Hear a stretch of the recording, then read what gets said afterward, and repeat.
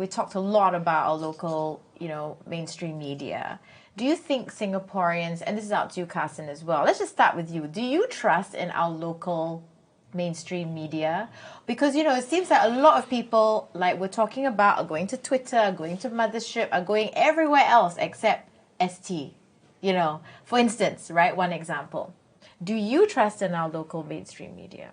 I think for me to get information about Singapore and the basic information I need, it's all out there, So you ask me if I trust it, yes, because it's meant to be factual. But even if it's like nation-building inspired material? Well, that's fine with me. Yeah, I am a layman. I am a Singaporean.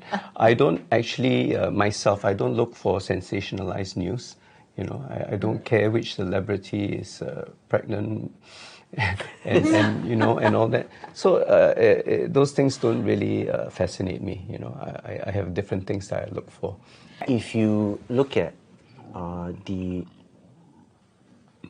Reuters digital news report, so they rank the different media outlets in Singapore based on the reach and on the perceived trustworthiness. Is different levels of score. Right. Like for example, CNA 72%, Channel 5 70%, Straits Times 70%. Why do you think they trust so much in CNA? Why is it the preferred choice? This is just on local news medias, is it? No, there's foreign media listed as well. So I think in terms of trust, right, I think even in the video, a lot of people mention CNA. I think a lot of it has to do with the fact that most of their content is free. Right. Right. ST still has a paywall. I think, most of us grew up with these household names, right? The Straits Times, Channel News Asia, Channel 5, Channel 8. Definitely. And for a very long time, they had a monopoly, an artificial monopoly, I would say. And so very often, for a very long time, it was, well, if I want the news, I either read the Straits Times or I watch Channel 5, right? Now there's so much more choice. So once again, with the video, right? You go on your phone, you can tap on just about any outlet you can think of.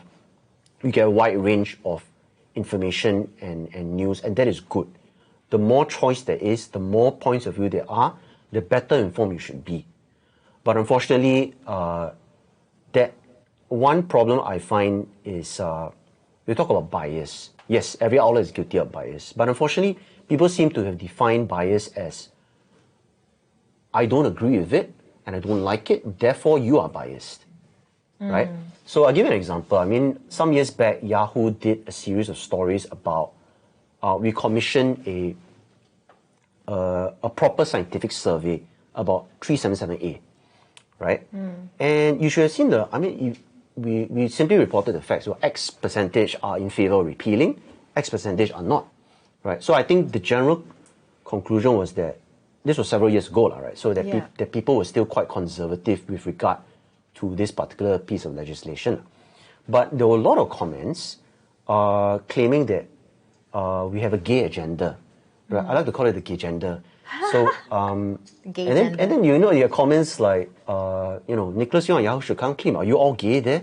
And it's like, but we are simply reporting the facts. We don't have an agenda. We are not interested in pushing for anyone's point of view. Yeah. Right? But people didn't like the report. Some people didn't like the report simply because we talked about gay people in society.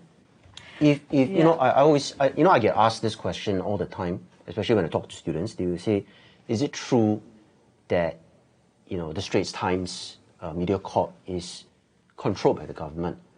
Right. So I can only speak as far as SPH is concerned. I spent 5 years there. So I always say, look to two books that are essential reading if you want to understand the relationship between the government and the media. O.B. Marcus by the former Straits Times editor Chong Yip Sing, and The Reluctant Editor by P.M. Baoji, who's the former Today editor. Are we able to report freely?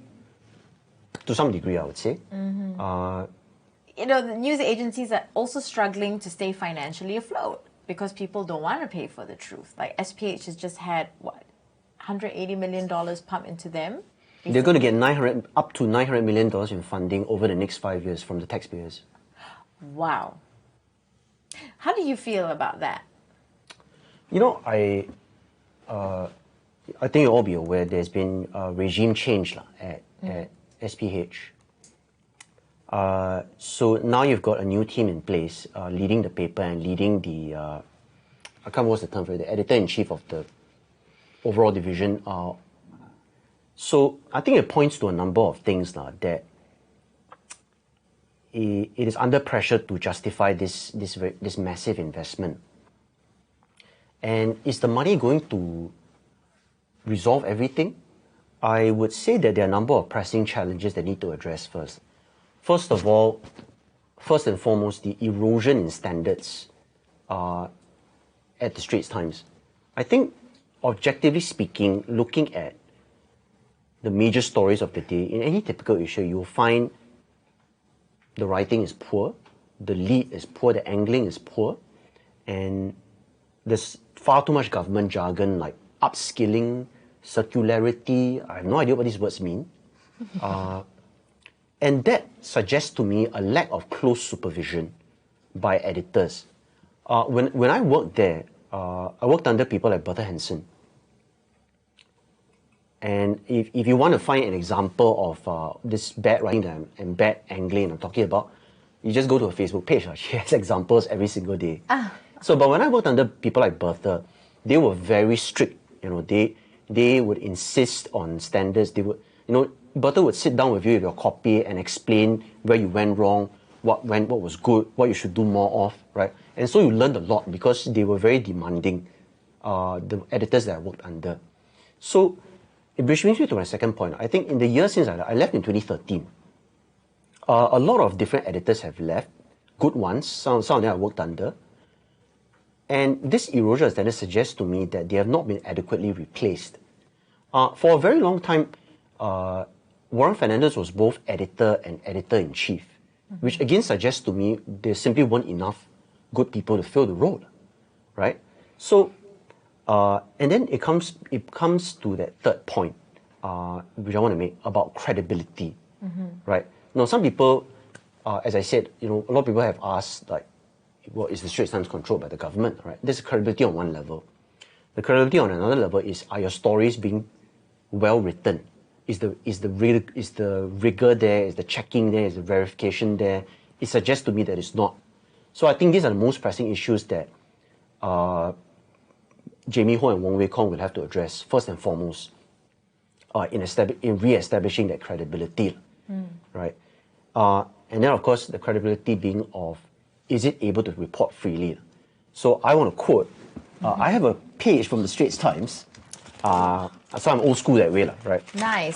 It's a commentary by Chua Mui Hong, A Time of Change in the ST Newsroom. Now, the second half of the commentary is the interesting bit, where she says, quote unquote, the government has a choice. It can treat the media as an outsider to be kept in the dark and hoodwinked, or as a handmaiden to do its bidding. But both will enfeeble the media, erode readers' trust in the media, and be very bad for Singapore. Or it can treat the media as a respected partner in building a better future for Singapore, but which operates at a long arm's length away. This means not always seeing eye to eye and respecting the media's unique point of representing its diverse readership.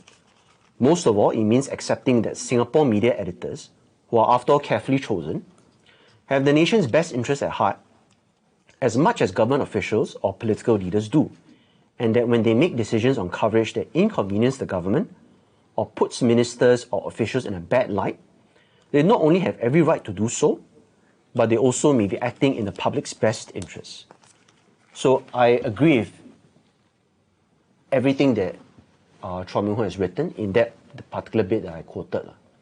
In that, you know, the Straits Times often says that it reports without fear or favour. A lot of people don't believe that. And it has to be able to report as it sees fit.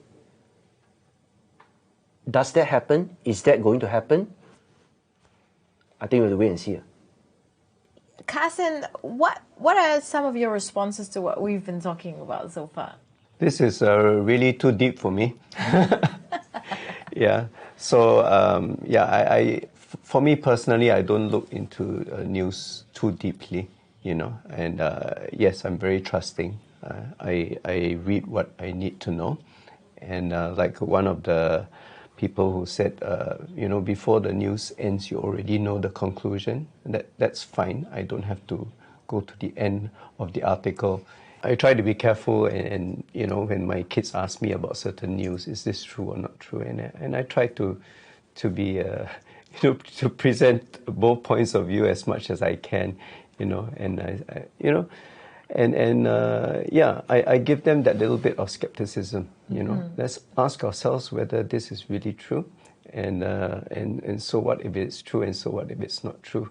Well, thank you so much, Nicholas, for being here in our living room studio with us today. Thank you, Carson, for joining us as well. And if you feel like you want to add on to the comments section, please add on. We want conversation. That's the purpose of, SGNOW. We want to hear your comments.